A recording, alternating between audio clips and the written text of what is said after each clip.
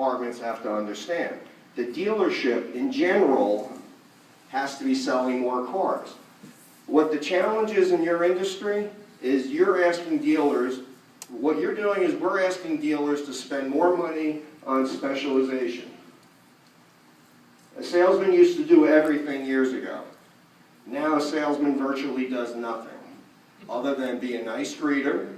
You know, I teach my kids are 19 and 20 years old, want to get in the business. I say, be the nicest person they meet, know your product better than everyone else, and follow up. And you're going to be a star in an industry of mediocrity. And that's a pretty low benchmark for a salesman to aspire to. But that's what we've dressed them down to. We don't give them any of the tools, or we don't give them any of the support, the training, the manpower to try to handle some of the other job skills. So conversely, we have all these specialty departments.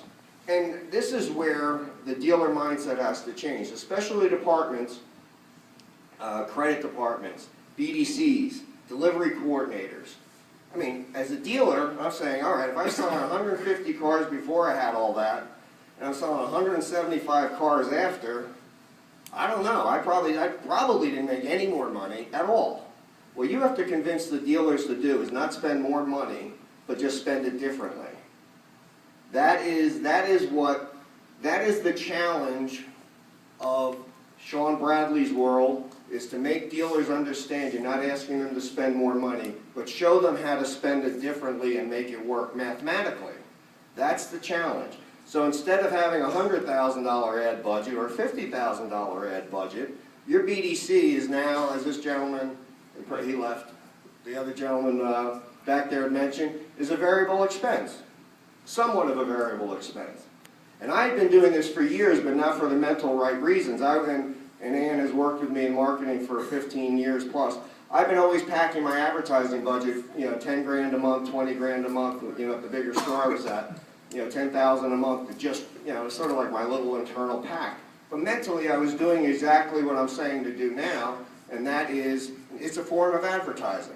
And that's the message that the Sean Bradleys of the world and the folks in that medium have to get out to dealers. You're not asking them to spend any more money.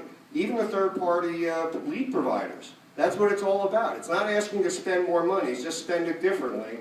And I'm just going to, I'm telling you, this has been religion to me.